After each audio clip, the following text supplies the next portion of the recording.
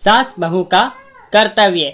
एक समय की बात है, एक गांव में एक परिवार रहता था। इस परिवार में 2 सास और 2 बहुएं थी। सास बहू के बीच अनेक विवाद और मतभेद होते थे।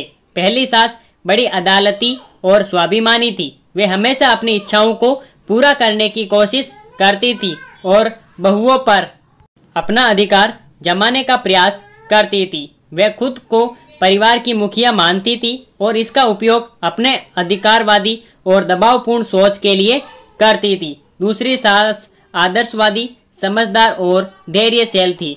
वे समझती थी कि परिवार में सबका सम्मान करना और सभी को एक मिलकर काम करना आवश्यक है। वे अपनी बहुओं के साथ मिलकर उनकी मान्यताओं और सुझावों का सम्मान करती थी। पहली बहू शांतिपूर्वक अपनी सास के साथ काम करने का प्रयास करती थी, परंतु सास उसे अधिकार और आदेशों की भूमिका देना चाहती थी।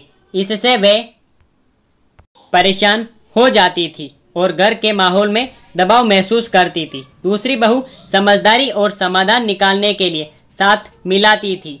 वे दिल से सास के साथ मिलकर उसकी सहायता करने का प्रयास करती थी और विवादों को सुलझाने के लिए हमेशा तत्पर रहती थी। धीरे धीरे पहली सास ने समझा कि उसका अधिकारवाद और दबावपूर्ण सोच न केवल उसकी बहुओं को दुख पहुंचा रहा है, बल्कि परिवार के सभी सदस्यों को भी।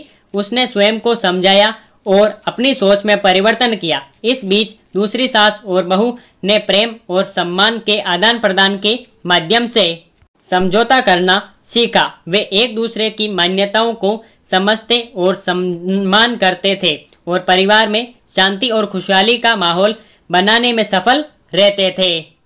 इस कहानी से हमें यह संदेश मिलता है कि सास बहू के बीच सहयोग, समझदारी, सम्मान और प्रेम की भावना होना चाहिए। यह संघर्षपूर्ण संबंध अगर समझौते और आपसी समझदारी के माध्यम से सुलझाए जाए तो परिवार के सद्भाव, खुशहाली और समृद्धि की अनुभूति हो सकती है।